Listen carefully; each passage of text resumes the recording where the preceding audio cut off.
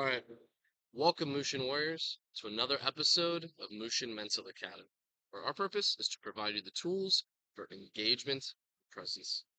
Today's episode is a supplemental episode for the commitment ones, the commitment series. Let's call it Commitment Part 3. uh, the reason for this particular one is because I found that there are other tools related to this particular tool that I've now been incorporating that I want to share with you. So let's go. What I've been realizing through the commitment selection process is how to properly choose a commitment and select one. Because ultimately, commitments are, or to make a commitment fully, is to be complete before acting. And so, by really getting in tune with ourselves, that's how we're able to analyze situations and then move forward to choosing the commitments we want to make and then growing from them, learning from them, and moving as such. So, one of the things that I've noticed with commitments specifically is that for me to be able to go into a commitment, I need to first understand the limitations and the parameters around the commitment itself. Ooh, got some fire ants over here where I'm at. So what do I mean? So depending on what commitment we're choosing to do, if we don't know exactly where it begins and ends, or what, you know, where the walls are around it, then it's a limitless trap for us.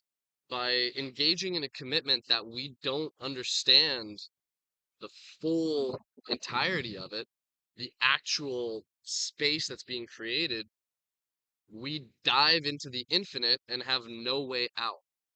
And that's the truth. That's part of, at least for me, what I had built up around, like defenses against commitment, essentially. It's from putting myself into places where it's like, oh, sure, I'll do this.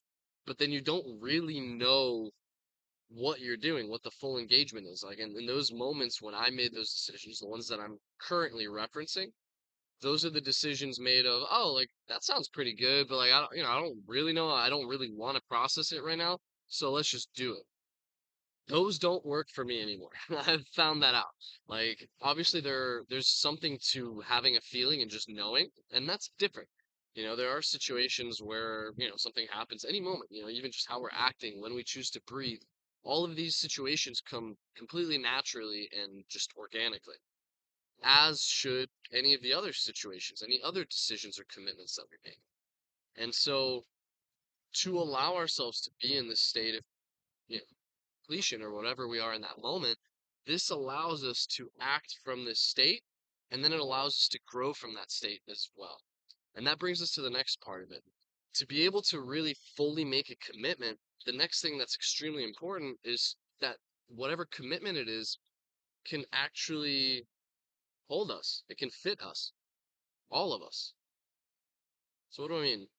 If we're making a commitment that doesn't actually resonate with who we are and with the decisions that we make and with what we want to see in the world, it's going to break. We're either going to break and we're going to change, or the commitment itself is going to be broken, either by making a mistake, not being able to fulfill it because of some other reason, or just deciding no longer to engage in it.